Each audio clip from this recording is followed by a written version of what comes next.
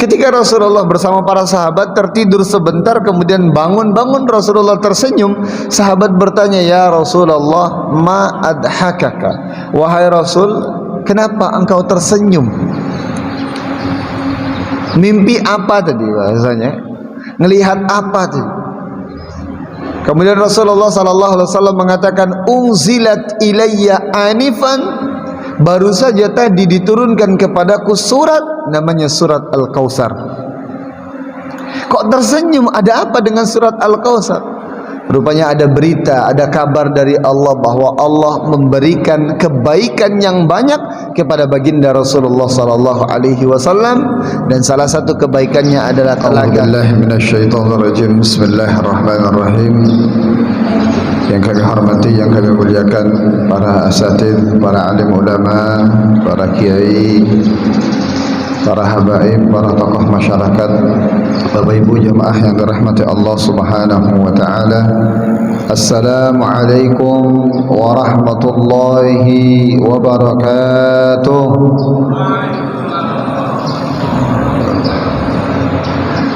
Masih sehat semua Bapak Ibu? Alhamdulillah, alhamdulillah. Alhamdulillahirabbil alamin. Wassalatu wassalamu ala rasulillahi nabiyil amin. Amma ba'd. Qala Allah Ta'ala, a'udzu billahi minasyaitonir rajim. Bismillahirrahmanirrahim. Ya ayyuhalladzina amanu taqullaha haqqa tuqatih wa la tamutunna illa wa antum muslimun. وقال أيضا يا أيها الناس اتقوا ربكم الذي خلقكم من نفس واحدة وخلق منها زوجها وبث منهما رجالا كثيرا ونساء واتقوا الله الذي تساءلون به والأرحام إن الله كان عليكم رقيبا.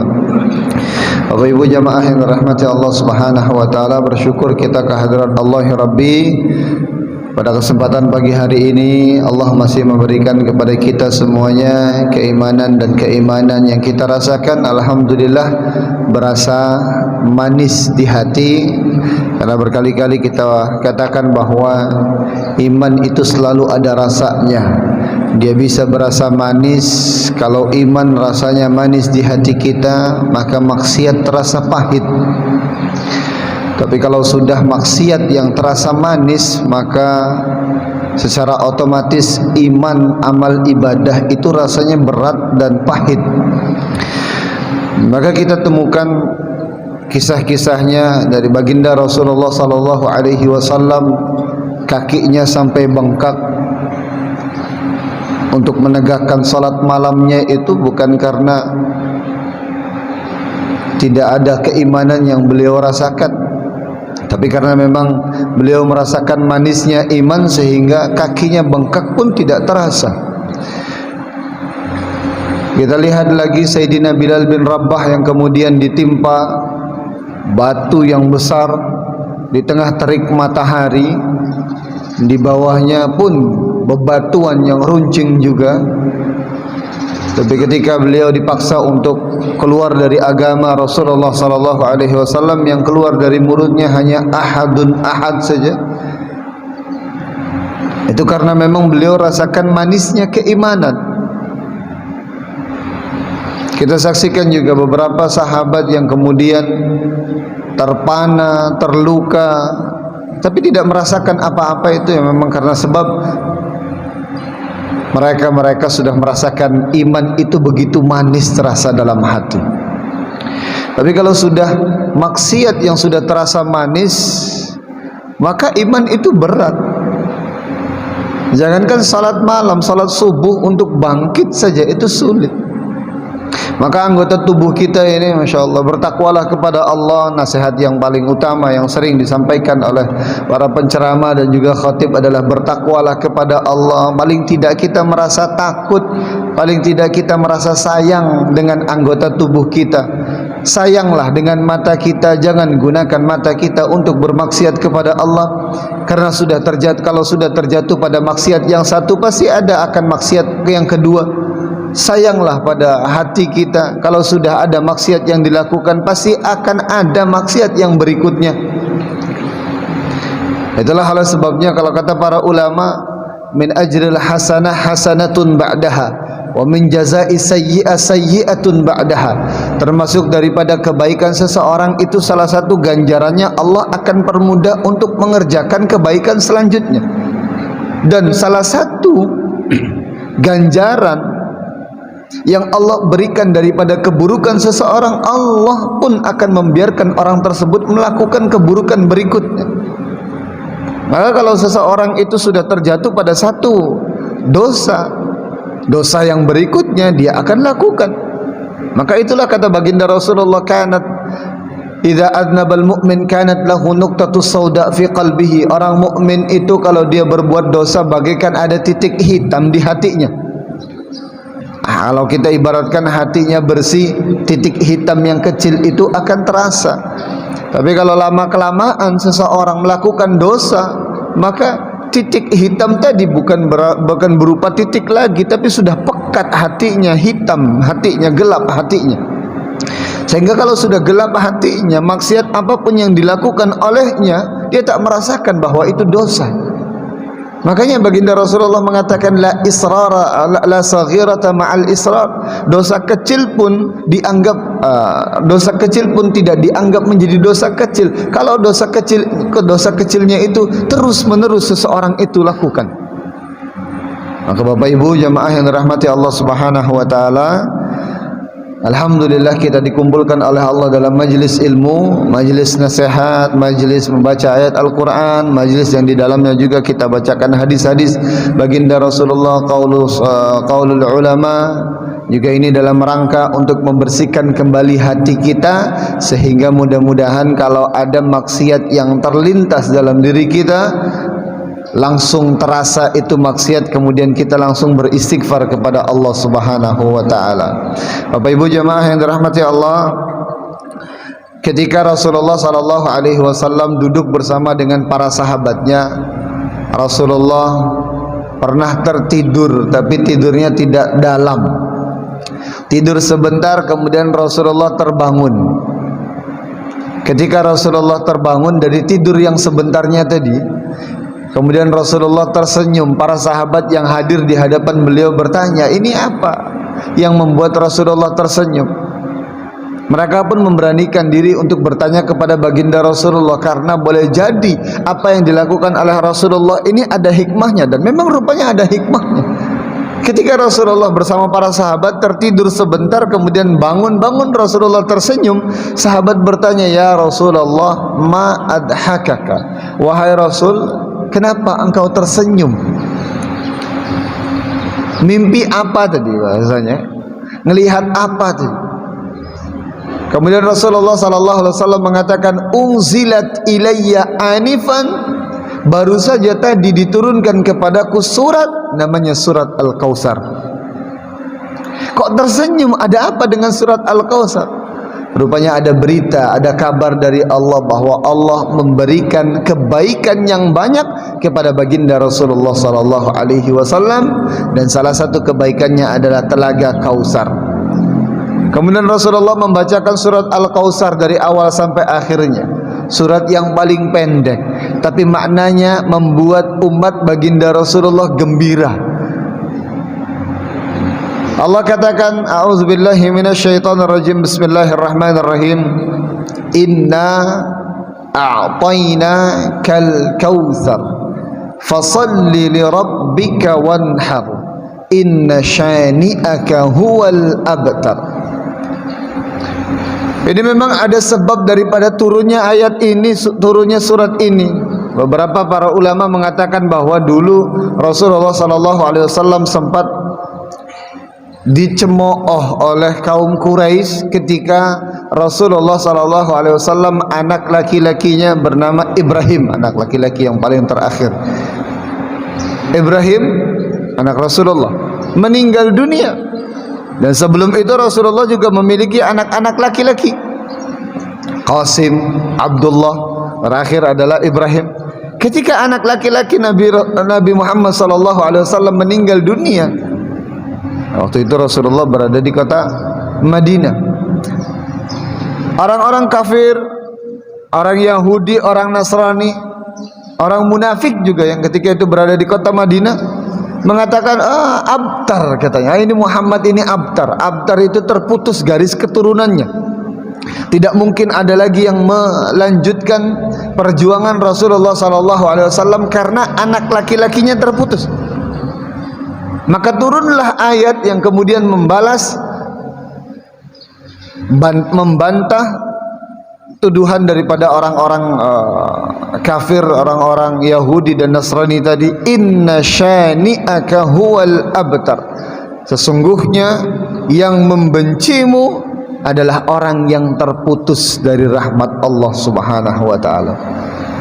Tapi menariknya surat ini diawali daripada inna a'tainakal kautsar.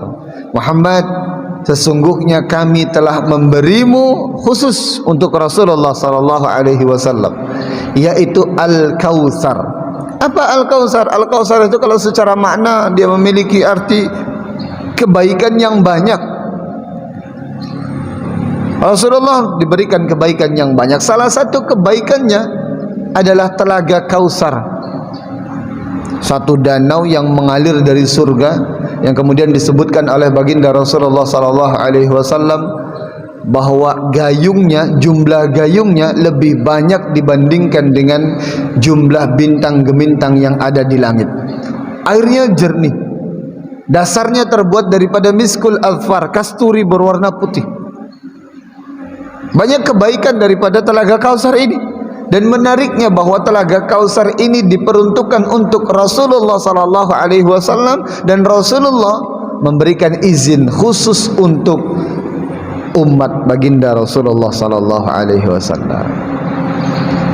Kemudian Rasulullah juga mengatakan bahwa siapapun di antara umatnya, siapapun di antara manusia yang pernah minum barang satu teguk saja dari telaga Kautsar, lam ya'tish abadan, dia tidak akan merasa haus untuk selama-lamanya. Masya Allah, perjalanan kita masih panjang Pak Bu.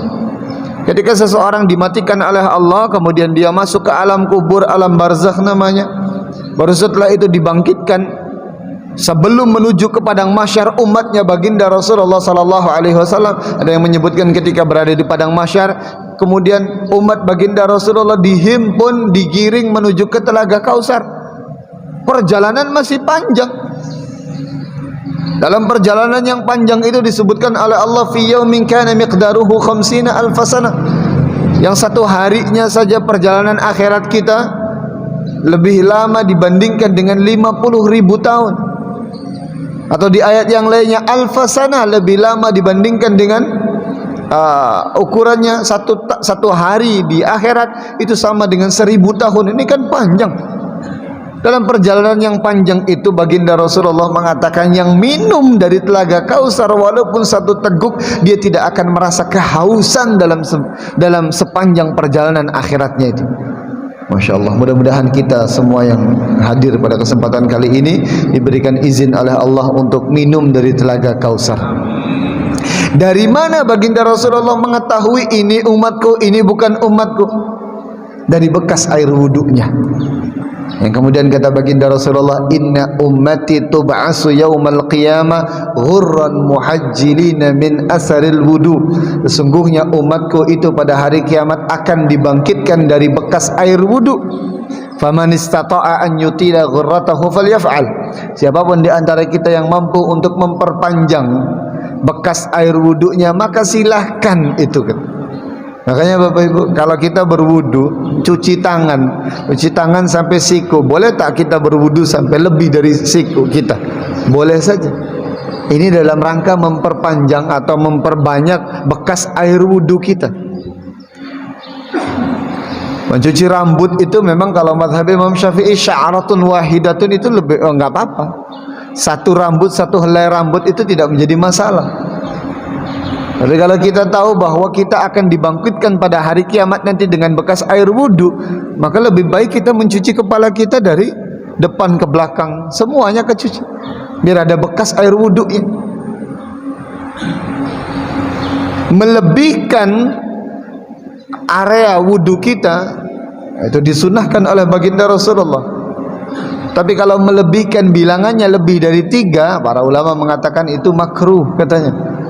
Kalau satu boleh juga karena Rasulullah pernah mencuci, pernah membasuh anggota tubuhnya sekali, 2 kali pun pernah, 3 kali pun sering. Tapi lebih daripada itu, para ulama mengatakan itu menjadi satu kemakruhan. Tapi kalau untuk memperpanjang tadi bekas air wudu kita, dengan harapan nanti pada hari kiamat kita dapat dilihat oleh baginda Rasulullah dan dihimpun menjadi umatnya baginda Rasulullah yang terhimpun nantinya berkumpul di hadapan telaga Kausar dari bekas air wudu. Maka karena Rasulullah mengetahui umatnya dari bekas air wudu, rupanya ada di antara orang-orang yang pernah berwudu dicegah oleh Allah, dilarang oleh Allah untuk masuk ke telaga Kausar. Sampai baginda Rasulullah pun merasa aneh, itu kan bukankah mereka adalah umatku wahai Allah? Kenapa tidak diizinkan untuk masuk ke telaga Kausar?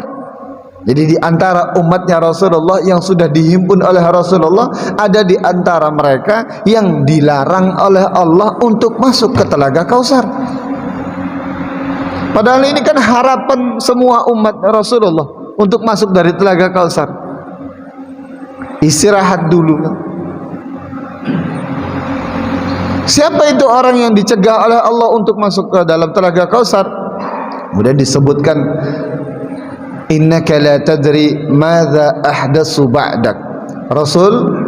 Kata Rasulullah kan sempat protes dulu, itu kenapa kok ada umat-umatku yang tidak diperbolehkan, tidak diperkenankan untuk masuk ke telaga Kausar? Kata Allah, innaka la tadri madza ahdatsu ba'dak. Muhammad, engkau tidak tahu apa yang mereka lakukan sepeninggalanmu. Maka banyak versinya para ulama ini sebetulnya orang-orang yang dicegah, dilarang untuk masuk ke telaga Kausar itu siapa? Pertama, ada yang mengatakan mereka adalah orang-orang yang murtad. Dulu pernah berwudu, ada bekas air wudunya masuk ke dalam agama Islam. Tapi sepeninggalan baginda Rasulullah sallallahu alaihi wasallam rupanya keluar dari agama Islam, dan rupanya kan banyak. Ketika Rasulullah masih hidup, orang yang hidup bersama dengan baginda Rasulullah dinamakan sahabat. Ada tak orang yang murtad? Ada, tapi tidak banyak. Disebutkan ada salah satu sahabat namanya Ar-Rajal bin Unfuah yang murtad di masa baginda Rasulullah masih hidup. Yang kemudian Rasulullah mengancam bahwa orang ini akan diganti gigi gerahamnya dengan gigi geraham sebesar gunung Uhud. Waktu itu ada sahabat berjumlah 5 orang. Di antara sahabat itu ada Abu Hurairah. Abu Hurairah dari waktu ke waktu bertanya-tanya, ini siapa nih kata Rasulullah kepada 5 orang tadi, ini akan ada di antara kalian yang gigi gerahamnya diganti dengan gigi geraham sebesar gunung Uhud, karena dia keluar dari agama Islam. Jadi setiap hari Abu Hurairah bertanya-tanya, ini siapa nih yang Rasulullah katakan ini? Di antara 5 orang nih, 1 orang meninggal dunia, 1 lagi meninggal dunia, Abu Hurairah masih hidup. Abu Hurairah masih bertanya-tanya, ini jangan-jangan saya. Rupanya ada seorang sahabat yang diutus untuk menemui nabi palsu Musailamatul Kadzab. Kita katakan sahabat waktu itu masih jadi sahabat, karena pengertian sahabat itu adalah orang yang berjumpa dengan baginda Rasulullah, lama duduk dengan Rasulullah, kemudian dia beriman kepada apa yang dibawa oleh Rasulullah dan mati dalam keadaan iman tadi. Tapi kalau yang keluar dari agama Islam, maka dia tidak lagi dinamakan sebagai sahabat. Ada seseorang yang kemudian diutus menemui nabi palsu Musailamatul Kadzab, namanya Ar-Rajal bin Unfuah. Dia menemui Musailamatul Kadzab. Di hadapan Musailamatul Kadzab menjanjikan kepadanya akan diberikan jabatan yang tinggi di sisi Musailamatul Kadzab kalau dia ikut berperang bersama dengan Musailamatul Kadzab. Akhirnya orang tadi tergiur karena yang dibawa oleh Musailamatul Kadzab ini, Pak, kaum ahli perang Bani Hanifah. Maka tergiur ini Ar-Rajal bin Unfuah, masuk dia ke dalam agamanya atau ajarannya Musailamatul Kadzab. Akhirnya Abu Hurairah merasa lega. Oh, alhamdulillah. Rupanya bukan saya yang diramalkan oleh Rasulullah, diganti gigi gerahamnya sebesar dengan gigi geraham Uhud tadi. Selamat Abu Hurairah. Yang diganti adalah yang keluar dari agama Islam adalah Ar-Rajal bin Unfuah. Ini kita balik lagi bahwa ada orang-orang yang nantinya dicegah oleh Allah, dilarang untuk masuk ke Telaga Kausar. Yang pertama tadi adalah orang yang murtad sepeninggalan baginda Rasulullah sallallahu alaihi wasallam. Yang dikatakan tadi, innaka la tadri madza ahdatsu ba'dak. Sesungguhnya engkau Muhammad tidak mengetahui apa yang ia atau yang mereka lakukan sepeninggalan. Ada juga yang mengatakan bahwa ini orang yang dilarang untuk masuk ke Telaga Kausar adalah orang yang membenci baginda Rasulullah sallallahu alaihi wasallam beserta dengan sunnah-sunnahnya. Tidak suka dengan cara hidup baginda Rasulullah sallallahu alaihi wasallam. Apa dalilnya? Ayat ini dikatakan di akhirnya, inna syani'aka huwal abtar. Sesungguhnya yang membencimu adalah orang yang terputus. Terputus apa? Terputus dari rahmat Allah Subhanahu wa taala. Maka Masya Allah, mudah-mudahan kita semuanya ini menjadi umatnya baginda Rasulullah yang diizinkan untuk masuk ke Telaga Kausar. Berjumpa kita di sana, Pak. Beristirahat dulu barang sejenak, minum kita dari Telaga Kausar, baru nanti kita lanjutkan perjalanan, dihisab kita, masuk kita ke timbangan, ke mizan, kemudian masuk lagi kita ke sirat. Tidak merasa haus karena sudah minum, diizinkan oleh baginda Rasulullah dari minum Telaga Kausar tadi, insyaallah. Inna a'tayna kal kausar. Atas kebaikan yang Allah berikan tadi, ada syariatnya, fasalli li rabbika wanhar. Ini menarik. Kalau bahasa-bahasa yang lain dalam perintah untuk menegakkan salat itu biasanya Allah menggunakan kata iqamatis salah atau kata aqama yuqimu wa yuqimunas salah. Mendirikan salat, menegakkan salat. Tapi dalam ayat ini disebutkan fasalli li rabbika wanhar. Maka salatlah hanya untuk Tuhanmu.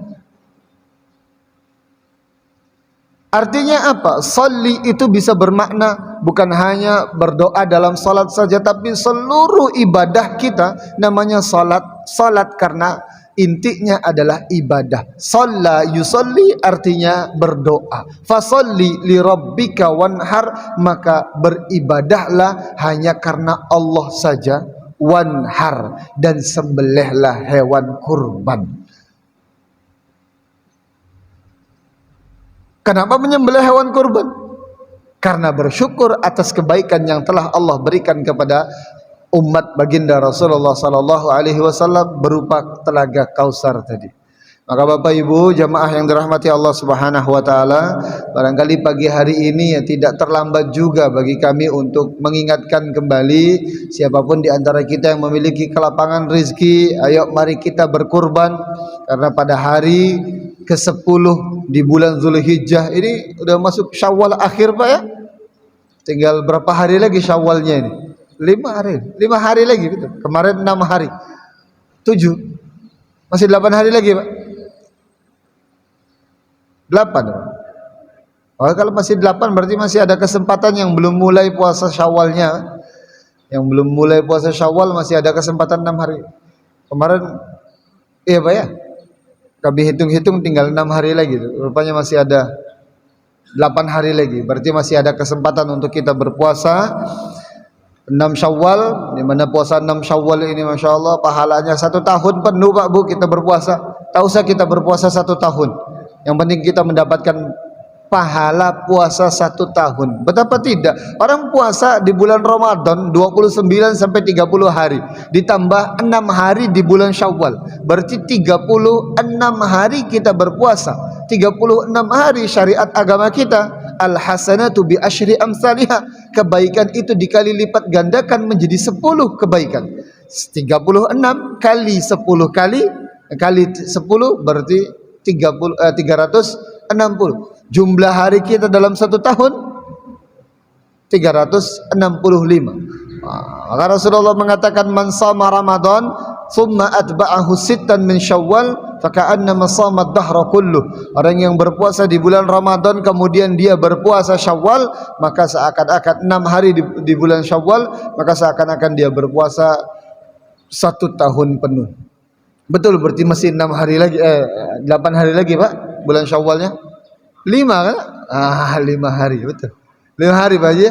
5 hari, karena hitung-hitung kemarin kita bilang 6 hari lagi, sekarang 5 hari lagi. Wah, belum mulai ini Ustaz. Sudah tinggal 6. Niatkan sajalah yang 5 tersisa itu kalau kita berpuasa. Ya, mudah-mudahan dengan niat tadi Allah tetap menerima pahala kita juga, pahala 1 tahun. Ya kalau tak 1 tahun ya paling tidak berkurang berapa harinya lah Pak ya. Tapi yang sudah menjalankan puasa 6 hari, yang masih kurang ya silakan berpuasa lagi kan, puasa Senin Kamis atau puasa Daud juga. Kita kembali lagi tadi, inna syani'aka huwal abtar. Ada di bulan Zulhijjah tadi, wanhar fasalli li rabbika wanhar, salatlah hanya karena Allah, berkurbanlah hanya karena Allah.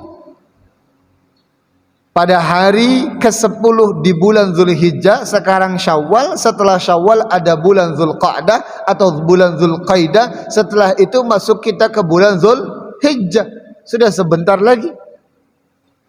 Maka barangkali ibadah kurban juga bukan ibadah yang dadakan, barangkali perlu dipersiapkan, paling tidak menyiapkan keuangannya, menyiapkan niatnya. Maka dari jauh-jauh hari kita menghimbau siapapun di antara kita yang memiliki kelapangan rezeki, silakan sisihkan. Di Masjid Al-Uswa ini berapa juta untuk 1 ekor sapi? 3,3 Pak. Masyaallah. 3,3 dan itu kan perlu dicicil dari sekarang itu. Dicicilnya dari sekarang, bukan dicicilnya nanti setelah kurban baru dicicil. Cicil dari sekarang. Yang barangkali punya niat atau yang sudah punya tabungan silakan, karena tidak ada satu amalan pun yang lebih baik di hari yang ke-10 di bulan Zulhijjah nanti dibandingkan dengan menyembelih hewan kurban.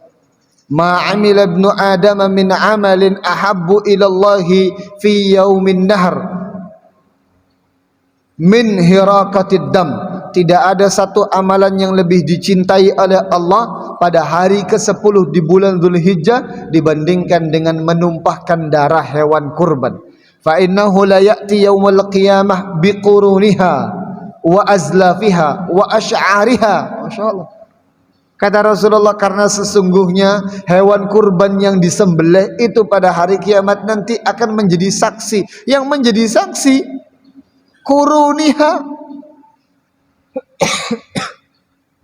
tanduk-tanduknya, wa azlafiha, kuku-kukunya, wa asy'ariha, dan bulu-bulunya. Ini kan kalau kita bilang, kalau kita sebutkan sama orang yang paham dengan perdagingan, apa fungsinya tanduk? Oh, enggak ada, dibuang itu tanduk. Kalau kuku-kuku apa fungsinya? Enggak ada juga, enggak ada gunanya.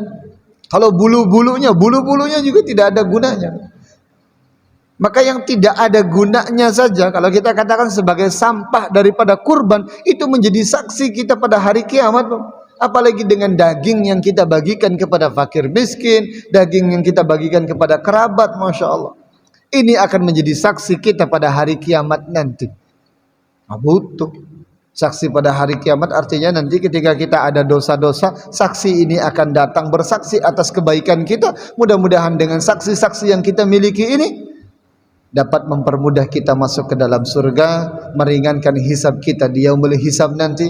Makanya baginda Rasulullah itu paling senang membuat saksi-saksi. Artinya nanti pada hari kiamat itu alam semesta ini akan menjadi saksi. Bumi yang kita pijak juga Pak, tidak terasa barangkali kita saat ini duduk di satu tempat. Tempat itu nanti akan menjadi saksi kebaikan kita pada hari kiamat. Apa dalilnya? Yauma idzin tuhadditsu akhbaraha. Pada hari itu bumi akan berbicara tentang apa yang terjadi pada hari kiamat nanti. Apa yang pernah kita lakukan di atas bumi ini, bumi akan menjadi saksi. Makanya baginda Rasulullah menganjurkan kita ketika salat sunnah itu berpindah, bergeser. Kenapa demikian? Karena buminya itu, tempatnya itu akan menjadi saksi nanti pada hari kiamat. Masya Allah, bapak-bapak yang duduk, sudah berapa tempat duduk ini kan, berganti dari sana ke sini, dari sini ke sana. Mudah-mudahan apa yang kita duduki ini menjadi saksi nanti pada hari kiamat dan meringankan hisab kita nanti pada hari kiamat. Amin ya rabbal alamin. Jadi semuanya menjadi saksi, termasuk di antara hewan kurban yang kita kurbankan, yang menjadi saksi adalah yang sampah-sampahnya, apalagi dengan dagingnya yang kita berikan. Daging yang kita berikan, Masya Allah, lebih luar biasa lagi, itu akan menjadi saksi kebaikan.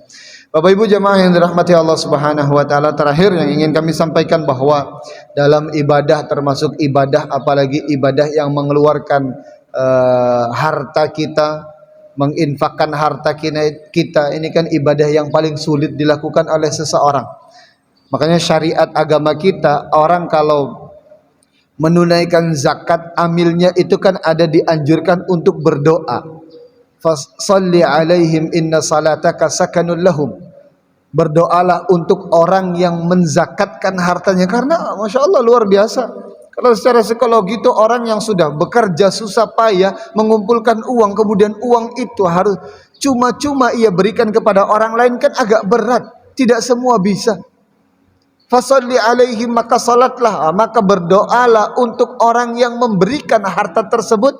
Inna salataka sakanul lahum, doamu itu menenteramkan hati. Maka ini luar biasa. Dalam pelaksanaan zakat, amil zakatnya, kalau bisa doanya ditambah. Barangkali di Masjid Al-Uswa ini sudah macam-macam doanya.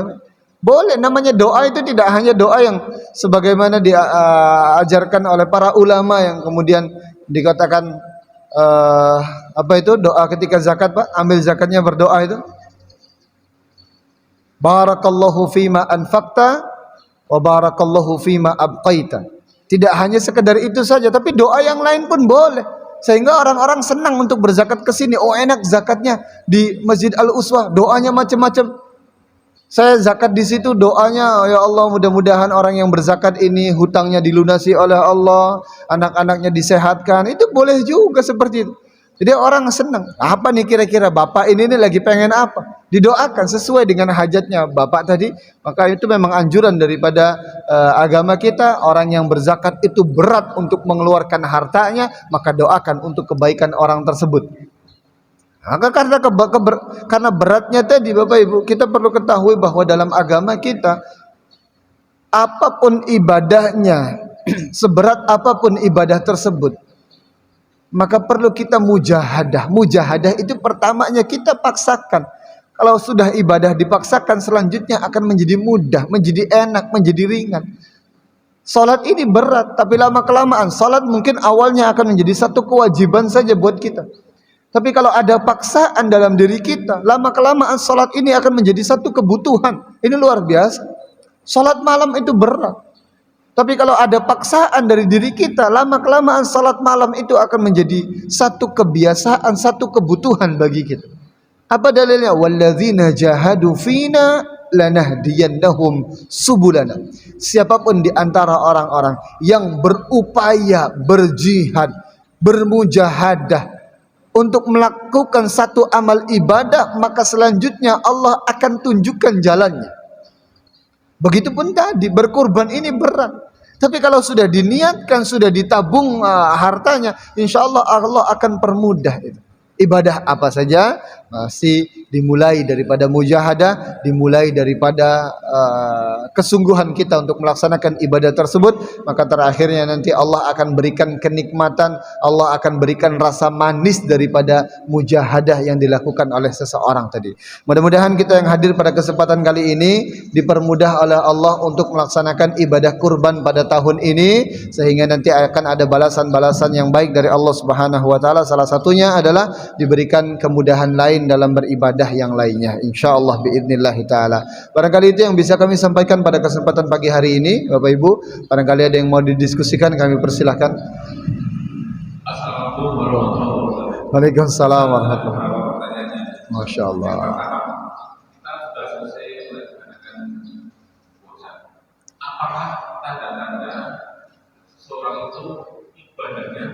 dari makhluk Allah. Yang kedua, apakah juga tanda-tanda seorang yang bertobat itu diterima Allah? Yang berikutnya, kita tidak bisa bermimpi. Tapi bagaimanakah caranya kita bisa bermimpi ketemu Rasulullah? Masya Allah. Dan yang terakhir, bertobatlah kamu seandainya mampu. Dan ukuran mampu itu kalau tidak seperti apa? Terima kasih. Assalamualaikum warahmatullahi wabarakatuh. Waalaikumsalam warahmatullahi wabarakatuh. Terima kasih Bapak, pertanyaannya ini luar biasa. Untuk pertanyaan yang pertama dan kedua barangkali bisa kita barengkan ya, tapi ada tambahannya untuk yang kedua. Apa tanda bahwa amal ibadah yang kita lakukan, kesolehan yang dilakukan oleh seseorang di bulan Ramadan diterima oleh Allah? Karena kita rasakan pada bulan Ramadan itu Masya Allah betapa solehnya kita Pak ya. Sehingga dengan kesolehan seseorang itu Pak, kalau kita perhatikan ayat-ayat yang berbicara tentang bulan Ramadan dan puasa Ramadan, itu di tengah-tengahnya Allah sisipkan tentang kedekatan seseorang dengan Allah Subhanahu wa taala. Idza sa'alaka 'ibadi 'anni fa inni qarib. Karena saking salehnya seseorang berada pada bulan Ramadan. Kita berada di bulan Syawal. Apa tandanya bahwa amal yang kita lakukan di bulan Ramadan kemarin diterima oleh Allah? Ada ulama yang mengatakan min alamati qabulil hasanatun ba'daha. Salah satu tanda bahwa amal ibadah seseorang yang pernah dilakukan itu diterima oleh Allah, Allah akan permudah untuk mengerjakan ibadah yang ia lakukan kemarin. Kalau di bulan Ramadan kemarin kita berpuasa, salah satu tandanya bahwa puasa Ramadan kita diterima oleh Allah adalah kita masih ada rasa-rasa ingin berpuasa selanjutnya. Kalau di bulan Ramadan kemarin kita banyak membaca Quran, maka pertanyakan, baca Quran kita diterima Allah atau tidak kemarin di bulan Ramadan? Salah satu indikasinya, kita masih senang untuk baca Quran hari ini. Kalau di bulan Ramadan kemarin kita melaksanakan Qiyamul Lail, salah satu tanda bahwa Qiyamul Lail kita itu diterima oleh Allah, masih ada rasa-rasa rindu, paling tidak rindu lah. Kalau tidak bisa untuk mengerjakan lagi karena barangkali kerjaannya berat gitu kan, malam sulit untuk bangun, paling tidak rindu untuk Qiyamul Lail, rindu untuk i'tikaf, itu sudah menandakan bahwa orang ini amal ibadahnya diterima oleh Allah. Mudah-mudahan Bapak yang bertanya tadi sudah amal ibadahnya diterima oleh Allah di bulan Ramadan kemarin. Masih ada tandanya. Apa nih tandanya? Kemudian ada orang yang melakukan satu kemaksiatan atau banyak dia berbuat maksiat, bertaubat kepada Allah. Tanda bahwa taubat itu diterima oleh Allah itu apa? Karena boleh jadi ada orang yang taubatnya betul, nangis dia, menyesal, tidak mau lagi mengulang kembali. Rupanya ada kesempatan lain, setannya banyak nimbrung. Jatuh lagi pada lubang yang kemarin dia sudah tutup. Apakah taubat yang pertama tadi sudah diterima oleh Allah Subhanahu wa taala? Asal taubatnya adalah taubatan nasuha. Dia sudah berniat, bertekad untuk tidak mengulang kembali. Insya Allah taubatnya tadi sudah diterima oleh Allah.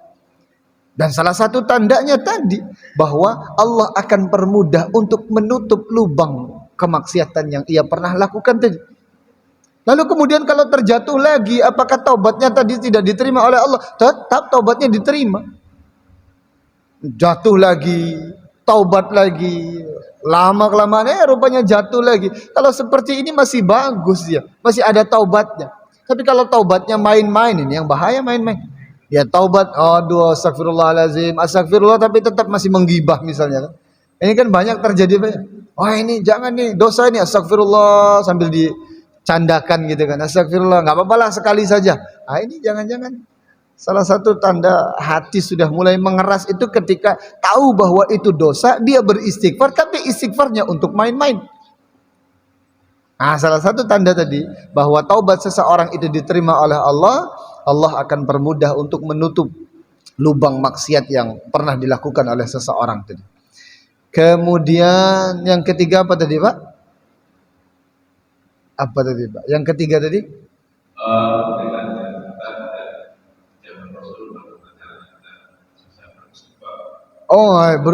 Masya Allah.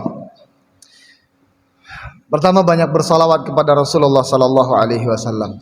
Kemudian kedua kita menjaga mata kita karena kita bermimpi. Bermimpi itu kan ya Melihat baginda Rasulullah artinya melihat walaupun bermimpi, dalam mimpi itu melihatnya dengan hati, tapi tetap yang dijaga semestinya adalah mata kita. Ini para ulama yang mengatakan bahwa cara kita bermimpi dengan bermimpi berjumpa dengan baginda Rasulullah, karena Rasulullah mengatakan man ra'ani fil manami faqad ra'ani fil yaqظah. Siapapun di antara kalian yang bermimpi melihat diriku, sesungguhnya dia sudah melihat diriku dalam keadaan sadar.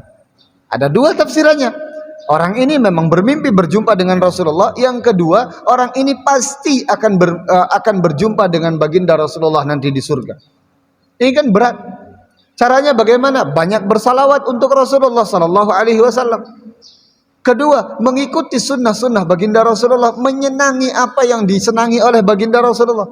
Ketiga, menjaga mata dan hati kita karena mimpi melihat itu kan dengan mata atau dengan hati kita. Kalau hatinya masih kotor, matanya juga masih kotor, ya boleh jadi. Ada juga orang yang kadang-kadang dengan kotornya hati, matanya juga masih sering bermaksiat, kemudian berjumpa dengan Rasulullah. Tapi setelah itu ada hikmahnya. Setelah itu orang sudah tidak lagi bermaksiat. Tapi yang sering dimimpikan bertemu, berjumpa dengan baginda Rasulullah adalah orang yang matanya memang sudah bersih, hatinya bersih. Luar biasa. Itu barangkali Pak ya. Mudah-mudahan kita mampu untuk membersihkan hati dan mata kita sehingga kita mampu berjumpa dengan baginda Rasulullah walaupun hanya dengan dalam mimpi kita. Oh iya. Terakhir Pak ya. Ukuran mampu dalam berkorban itu ya masih punya uang. Saat itu dia punya uang, punya harta untuk dia berkorban, maka itu disebut mampu dia untuk berkorban. Sebetulnya korban itu apakah hanya untuk yang mampu saja? Ini kan beda dengan berhaji apa ya? Kalau berhaji kan man istata'a ilaihi sabila. Kalau berkorban itu ya harus dimampu-mampukan. Harus dimampu-mampukan. Harus dimampu-mampukan itu ya ditabung gitu, bukan hanya ketika hari hanya saya nggak punya uang saat ini, tapi hari-hari sebelumnya dia hidupnya ya lumayan hedon, lumayan mewah juga, makannya di sana sini. Ya kalau tidak dimampu-mampukan maka akan sulit juga itu untuk berkurban. Dan berkurban itu mohon maaf Bapak Ibu, berkurban itu bukan sekali dalam seumur hidup. Banyak orang yang beranggapan bahwa kemarin saya sudah berkurban, tahun yang lalu saya sudah kurban gitu kan. Tahun ini enggak kurban lah karena tahun kemarin sudah. Padahal hari ini sudah punya. Hari ini masih punya uang juga. Setiap tahun pun mau berkurban juga silahkan. Tidak menjadi masalah karena kewajiban berkurban bukan sekali dalam seumur hidup. Fasholli li rabbika wanhar, sembelih hewan kurban. Kalau ada kesempatan tahun ini ya setiap tahun kita berkesempatan juga, insya Allah itu pahalanya besar di sisi Allah Subhanahu wa taala. Ya gitu Pak.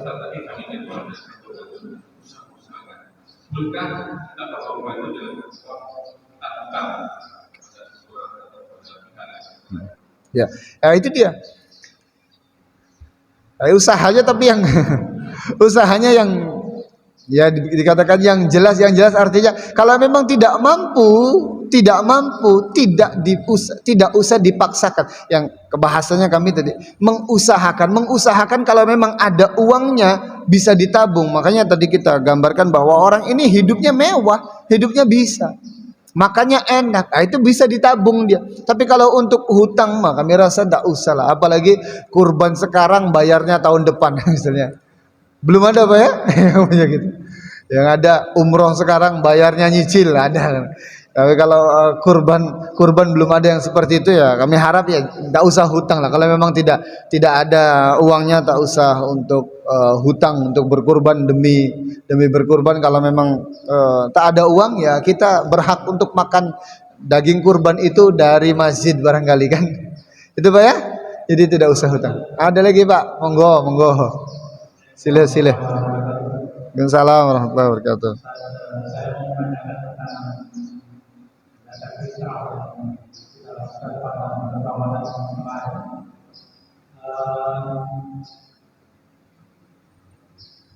Saya ingin menanyakan tentang orang fakir miskin yang sebenarnya sebagai penerima zakat fitrah. Dia orang tidak mampu, tapi punya keinginan untuk membayar zakat fitrah. Iya. Karena tidak ada uang yang bisa untuk membayar zakat fitrah. Tidak bisa. Karena dia itu sebagai penerima zakat fitrah dan mendapat Zakat. Zakat. ya. Ya. Terus dia bayarkan uang yang diterimanya itu sebagai zakat fitrah dia, karena dia sudah mempunyai uang dari zakat fitrah yang diterima. Apakah boleh? Iya. Ada memang ulama yang berpendapat bahwa uang zakat fitrah itu tidak boleh lagi dibayarkan zakat fitrah untuknya. Tapi kami mengambil pendapat yang memang zakat fitrah itu kewajiban untuk setiap muslim yang memiliki harta dan juga uang di malam hari raya.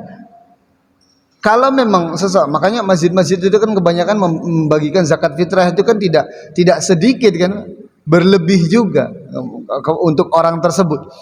Diberikan jauh-jauh hari. Setelah jauh-jauh hari itu nanti ketika malam hari raya dia masih punya uang tersebut dibayarkan untuk zakat fitrah pun itu tidak menjadi masalah gitu.